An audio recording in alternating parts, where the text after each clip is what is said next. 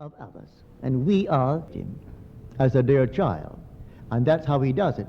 Now let me now know my end now. I do not mean the end of which you just spoke. I mean a temporary end.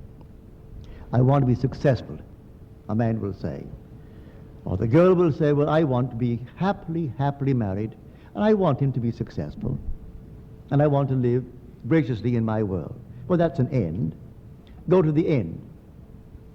View the world from that end. Don't think of it. If you think of it, you're not in it. I must actually occupy the end. Go to the end and view the world from that end. Now act in it. How would it be if it were true? What would the feeling be like if it were true? For this is simply taking the end and drenching it in feeling. I assume the feeling of the wish fulfilled and I drench myself with that feeling. Then I open my eyes and the world denies it. It doesn't really matter. Let me remain faithful to that end, and then it will come just as suddenly. But strangely enough, I'm going to pass through, it may be not of severe tribulation, but I'll pass through certain trials, certain heartbreaks, certain delays that I can't quite understand. But these, when I reach the end and the end comes suddenly upon me and the whole thing is fulfilled, I will see it was all in order. Everything was in order.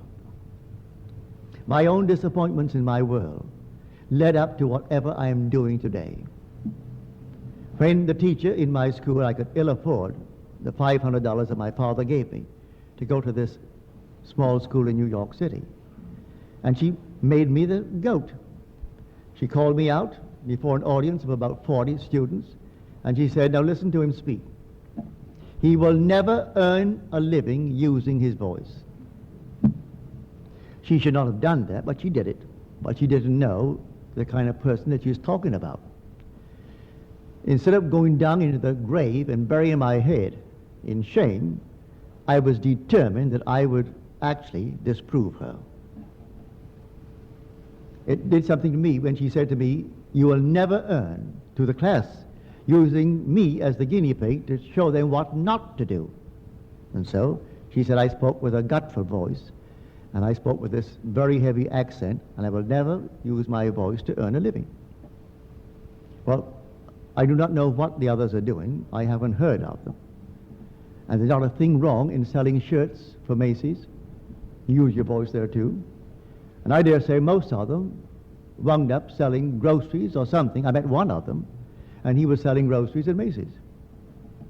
And he said to me, Neville, what do you do? So I said, I talk on the Bible. You talk on the Bible? Are you a minister? I said, no, not a minister, but I simply talk on the Bible, from having experienced the Bible. Well, I do not know what they do, if they're still in this world, but I don't think one of them ever earned a living using his voice, unless he was selling groceries, as this one chap I know, he sold groceries. We all went to this school, and this teacher simply singled me out to make some little, exhibition of what I should not be doing in class.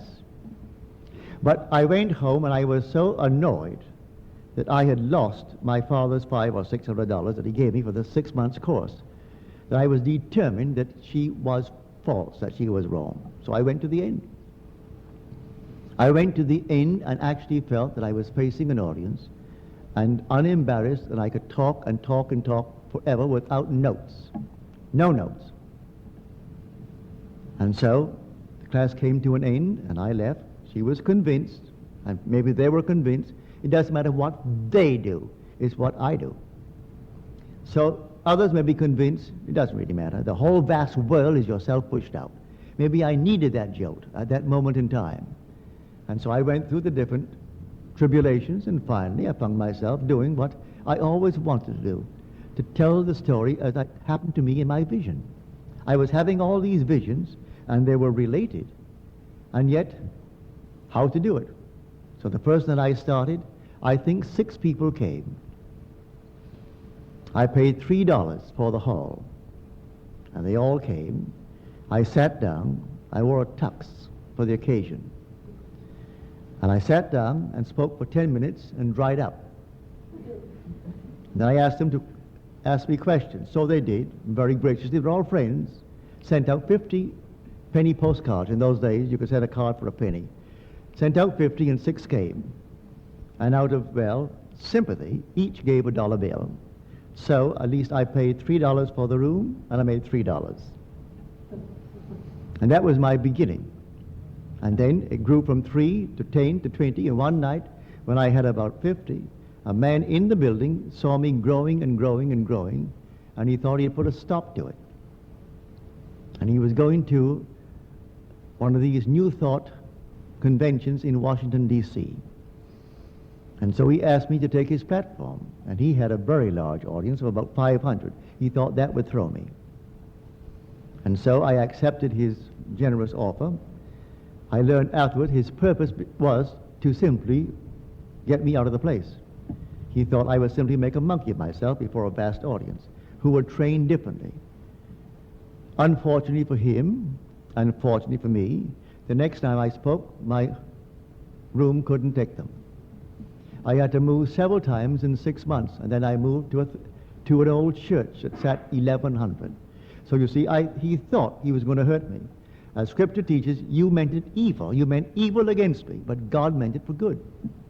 So I got his audience. And then, about 3 years later, for some little infraction of the laws of New York City, they put him away for a couple of years. And when he came out, he asked me if I'd speak for him, and I said yes, without one penny. I will willingly speak for you, because no one else would speak for him. They cut him off completely. I said, no, you don't realize how good you were to me. And so I will speak for you. And I went up and I spoke for him without taking one penny. And then he couldn't get going again. And then he and his secretary got into his car, turned on the ignition, closed up all things, and called it a day. So you see, you go through these things, and at moments they seem to be against you, and they're all for you, if you remain faithful to the end. So let us be imitators of God as dear children. So then we are told, I was not ungrateful. I was not, I would say, forgetful of the divine image. I remain faithful to it. If I remain faithful to it, let anything happen, and then say within yourself, you meant evil against me, but God meant it for good.